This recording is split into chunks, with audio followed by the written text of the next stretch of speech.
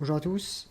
L'objectif de cette vidéo est de revenir sur le test de personnalité présenté dans un article que j'ai écrit, que je vais remettre en description de cette vidéo, et qui permettait à partir d'un formulaire d'envoyer à la personne qui a répondu au test ses résultats. Donc je vais le refaire marcher une fois pour que vous vous rappeliez comment ça fonctionne. Donc c'est un test avec pour chaque question un menu déroulant.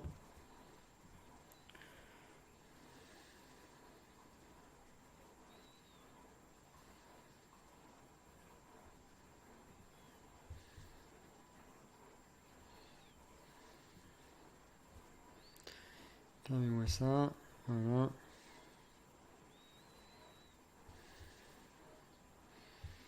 C'est parti. Je vais le faire qu'une fois parce que dans cette configuration là, c'est un questionnaire avec 20 questions et 7 propositions par question. Mais au moins vous voyez à quoi ça ressemble. C'est des menus déroulants pour chaque question. Et pour rappel, ces menus déroulants, en fait, ce sont des éléments d'une table liée. Donc c'est un peu particulier, c'est pas des single select, c'est des éléments d'une table liée. Donc allez voir l'article si vous voulez vraiment savoir comment ça fonctionne. Dans tous les cas, je vais vous montrer que en ayant rempli l'intégralité du formulaire qui se termine. Allez, allez, allez, on y est. Tac, tac. On appuie sur OK. Et là, si je vais dans mes emails,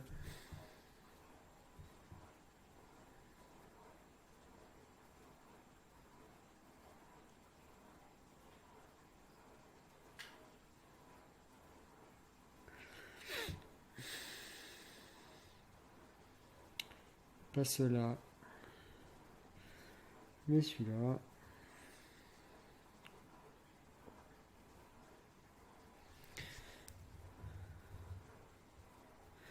Je vais avoir reçu mon résultat au test de personnalité. Je m'excuse. Voilà.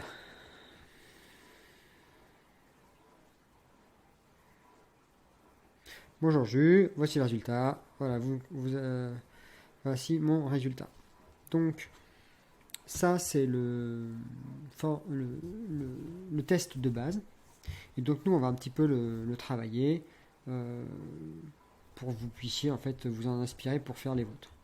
Donc première chose, nous allons dupliquer cette base. Dupliquer la base, ok. Voilà. Alors, 20 questions, c'est beaucoup. 7 personnalités et donc 7 propositions à chaque question, c'est beaucoup. Donc ce que je vous propose, c'est déjà, on va virer la plupart des questions. Donc on va virer les questions de 4 à 20. Clac. Et on va virer les personnalités de 4 à 7. Voilà. Et donc ensuite, par rapport aux propositions, ce qu'on va faire, c'est qu'on va dire, je veux les propositions qui ont une personnalité non vide et une question non vide. Enfin, au contraire. Ce que je veux, c'est tout supprimer. Donc je veux des personnalités qui sont vides ou des questions qui sont vides. Voilà. Donc là, j'ai la plupart de mes scénarios et tout ça, je vire. Voilà. Et donc finalement, il devrait me rester que normalement 9 propositions. Voilà. Les 3 propositions correspondant à mes 3 personnalités sur les 3 questions que j'ai conservées. Donc, dernière chose à faire principal, c'est de virer finalement toutes les questions pour lesquelles finalement il n'y a plus aucune proposition qui serait proposée. Donc on va virer du questionnaire l'intégralité des questions, sauf les 3 premières.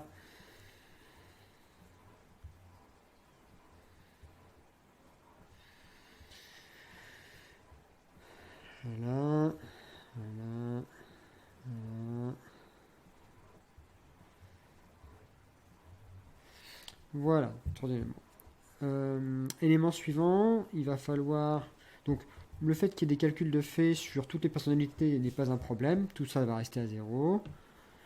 Le seul point, ça va être de remettre en forme la synthèse pour virer ce qui ne sera pas calculé. Voilà, la synthèse là. Donc, on a gardé comme personnalité amasseur, collectionneur et dépensier. Donc, ça veut dire que pour ma synthèse, je ne vais garder que les 3 premiers. Et donc, je vire jusqu'à ici. Voilà. Ok.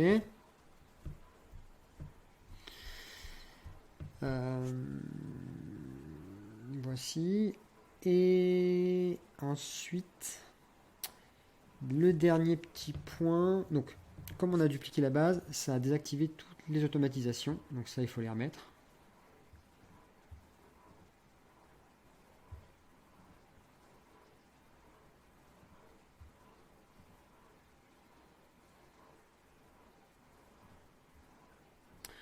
Voilà.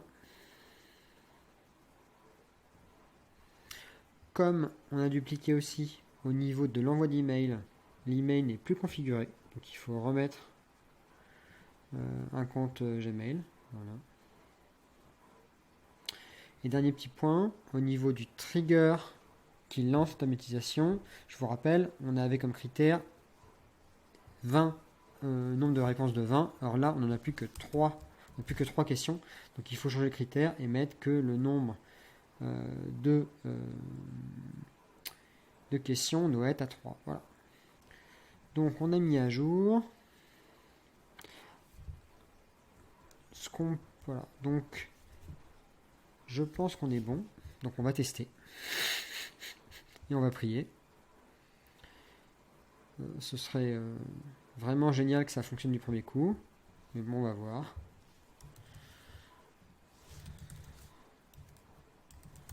Je dirais qu'il y a une chance sur 3 que ça fonctionne.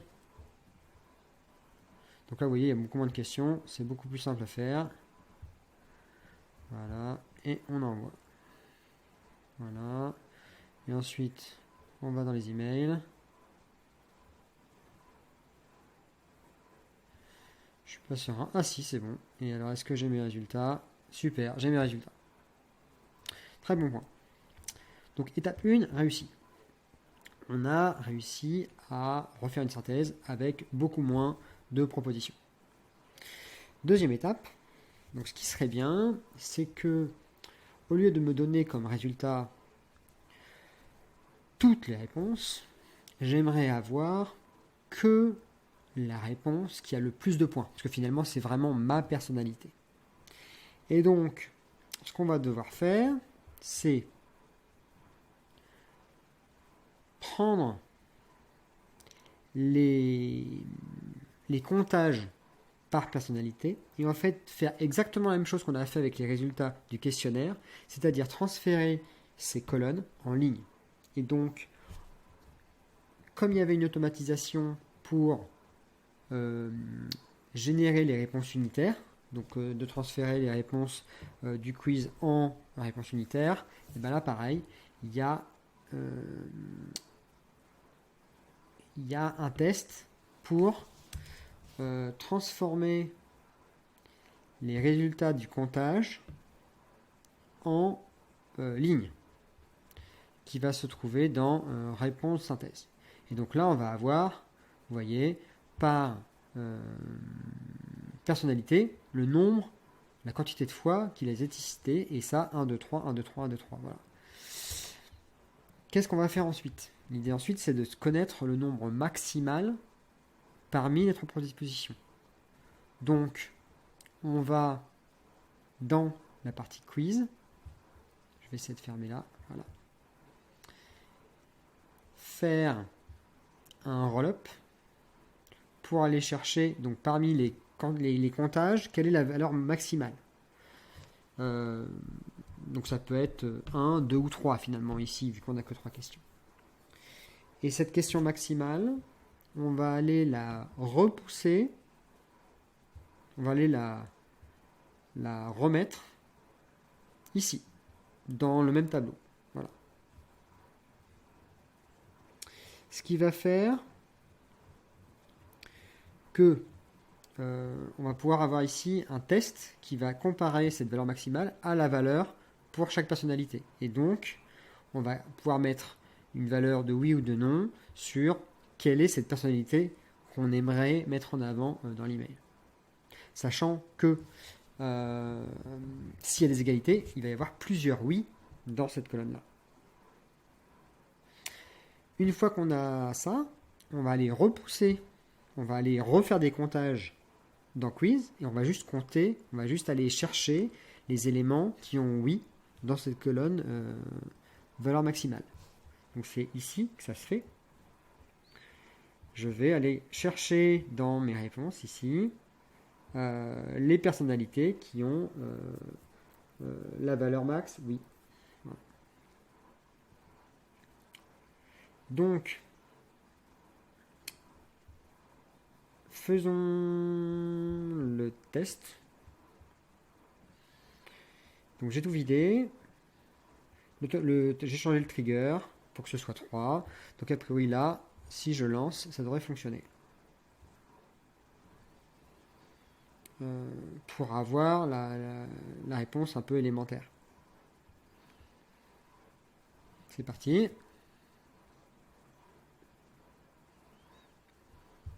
La vraie personnalité en fait. Voilà. Donc on est reparti.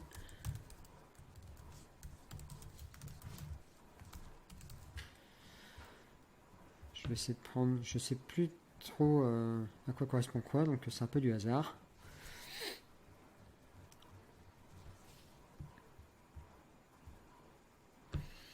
Donc ici normalement, donc si on repart dans les questions ici, donc vous voyez, voilà.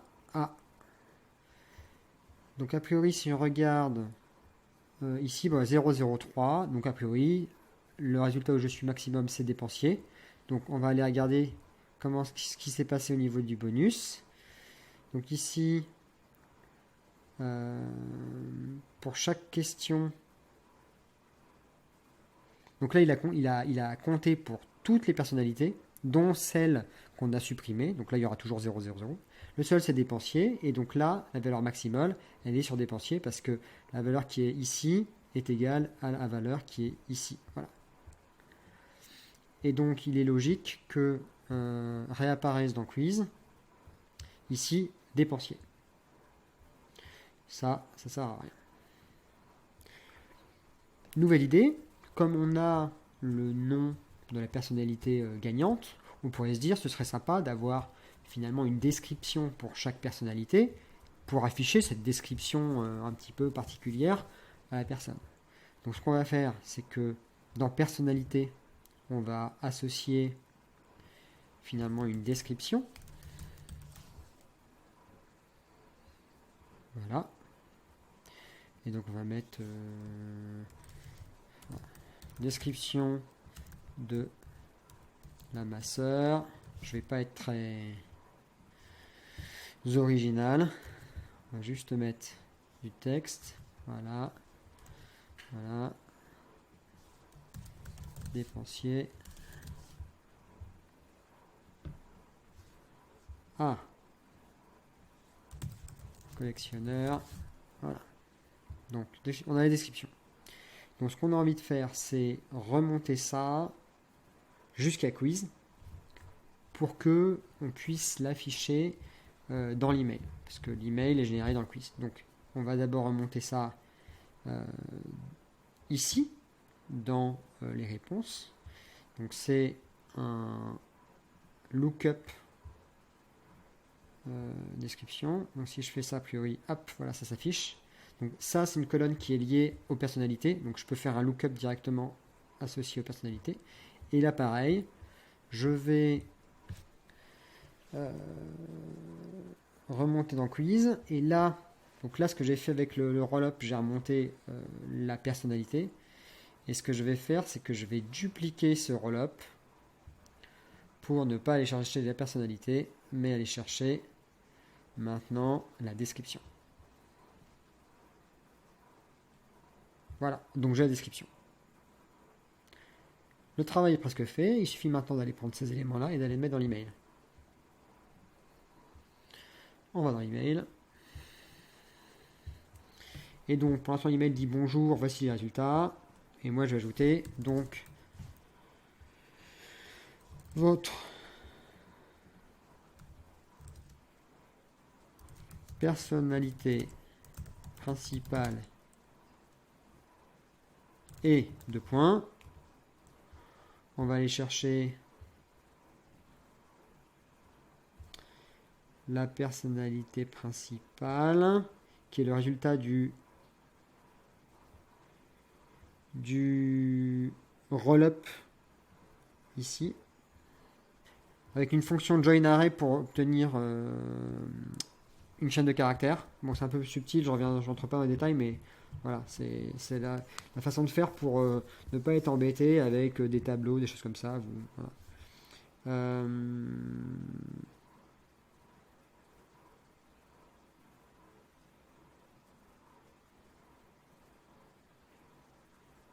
Ah oui, ça peut poser des soucis, effectivement, j'avais oublié ça.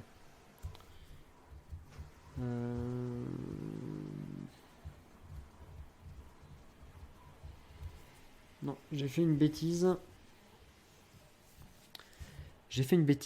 Pourquoi ? Parce que tout à l'heure, je vous ai dit qu'on pouvait supprimer une colonne et c'était une bêtise en fait. Pourquoi ? Je vais vous montrer pourquoi. On va faire l'erreur et puis vous allez comprendre. Donc, dans la description, et on va voir si l'erreur se manifeste, mais c'est un bon cas d'étude. Donc on va aller montrer l'insertion. Voilà, donc j'ai inséré le résultat final et le quiz. On le met à jour. Et on va relancer le quiz.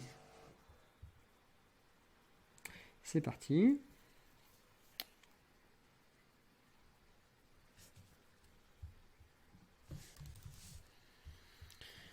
Donc j'ai une chance sur 3 que ça pose un souci. Chance sur 3 ? Ouais, je crois que c'est ça. À peu près. L'idée est, j'espère avoir une égalité. J'espère avoir 1-1-1.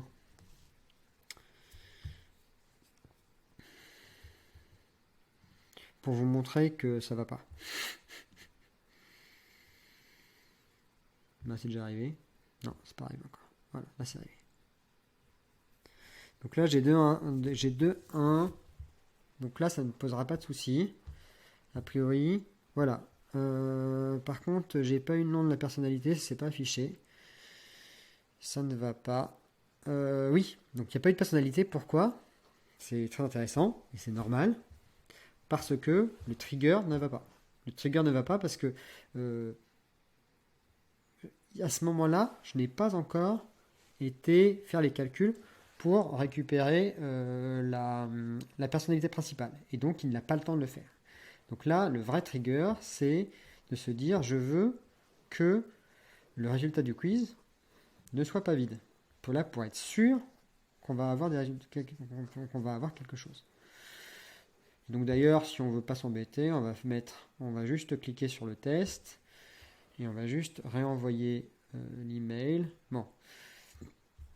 Et a priori,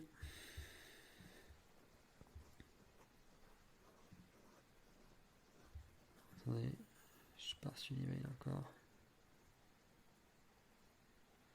Je ne sais pas pourquoi d'ailleurs.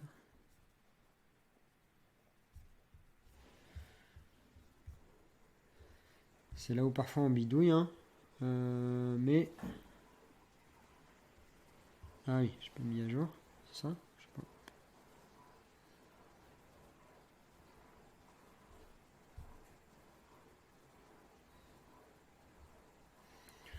On recommence. Test. Est-ce que les résultats ne sont pas vides? On va juste vérifier que c'est pas vide. Normalement c'est pas vide. Ok, c'est pas vide.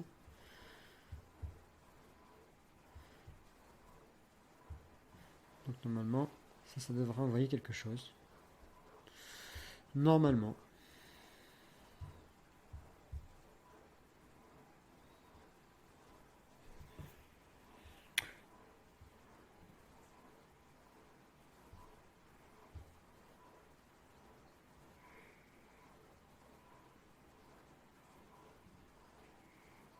Ah voilà, donc ça a apparu, je sais pas pourquoi je ne les ai pas affichés, mais ça a apparu. Ok.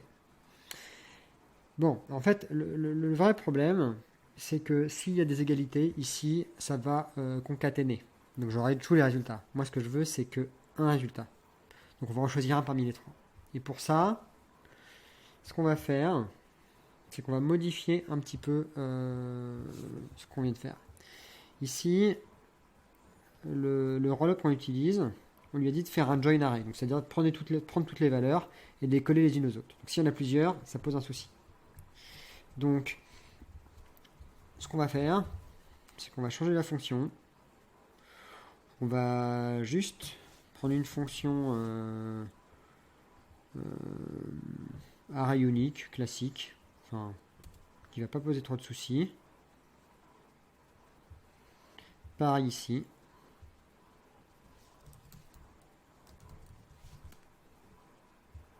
Et par contre, qu'est-ce qui se passe? Oui. On va créer une fonction qui va aller prendre juste le premier élément de gauche. Donc là, on a changé de fonction et donc ça change le type de ce qui va sortir. Avant, on avait une chaîne de caractères. Aujourd'hui, ici, on a une table avec plusieurs éléments. Enfin, peut-être un élément, deux ou trois, mais en tout cas, c'est une table. Et donc, si on veut pouvoir l'afficher, d'ailleurs, un bon test, voilà, je vais vous faire un test, et que normalement, il ne devrait pas aimer l'envoi de l'email devrait pas fonctionner. Ah, il va fonctionner quand même. Alors, est-ce que ça va fonctionner? Ah oui, mais attendez. Si je relance là, est-ce qu'il va apprécier l'envoi de l'email avec...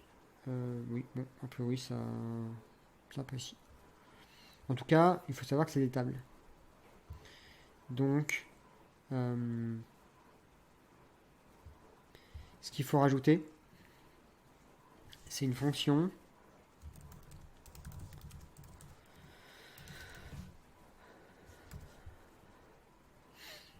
qui va aller chercher le premier élément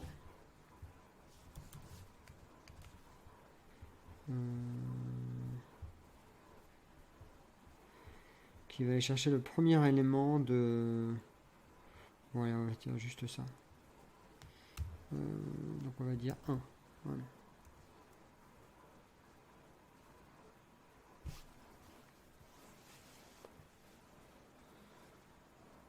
D'ailleurs, je suis pas sûr que ça fonctionne. Attendez, excusez-moi, je vais regarder quelque chose. Fonction left airtable. Est-ce que le left fonctionne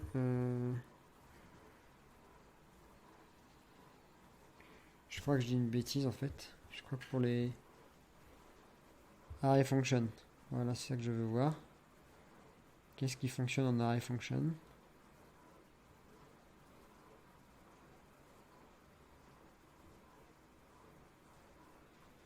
Ouais, une fois qu'on a ça,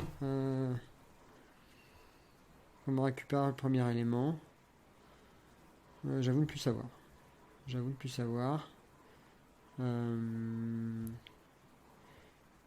que c'est un petit peu ennuyeux.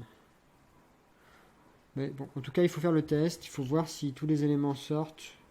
Et s'ils sortent pas, il faut réussir à extraire voilà, que une personnalité avec sa description et les mettre dans l'email. Voilà. Je ne vais pas rentrer dans le détail. Je suis pas arrivé au bout de la démonstration. Il est tard. Dernier petit point. Au niveau de la relation entre les questions et les personnalités, voilà, et les réponses associées. Donc ici, on a relié une réponse à une personnalité, mais rien ne vous empêcherait de relier chaque réponse à, par exemple, des notes, ou même des notes sur différentes dimensions. Imaginons si vous voulez évaluer selon la réponse, voilà, sur différents critères, sur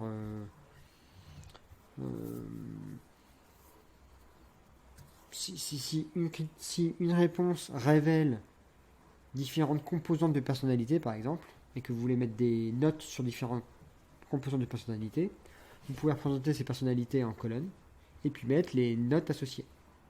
Et donc là, en fait, c'est encore plus facile parce que lorsque vous remplissez le quiz, vous pouvez limite directement compter, faire la somme des valeurs par personnalité en colonne et donc avoir les résultats. Donc voilà, il y a, je peux pas vous dire très précisément comment ça va être structuré, mais vous pouvez associer à chaque réponse plusieurs colonnes et avec des chiffres ou des mots. Ça ne me pose a priori pas de souci et ça pourrait être structuré et mis dans un email à terme aussi, pareil, ça ne me pose pas de souci. Bon, donc voilà, le principal effet, c'est-à-dire qu'on a adapté au moins au niveau des quantités de questions et de personnalités et de réponses le questionnaire initial. On a réussi à refaire un email en faisant un petit peu une synthèse des résultats. Je suis pas allé au bout complètement des cas particuliers où il y a des égalités, mais c'est gérable en ne prenant qu'une des réponses. On pourrait même imaginer de les prendre toutes. Voilà. Dans tous les cas, si c'est pas parfaitement clair, on peut prendre un rendez-vous et discuter pendant une demi-heure de la problématique. Si vous voulez creuser un point particulier, ce sera avec grand plaisir. Et puis je vous dis à la prochaine.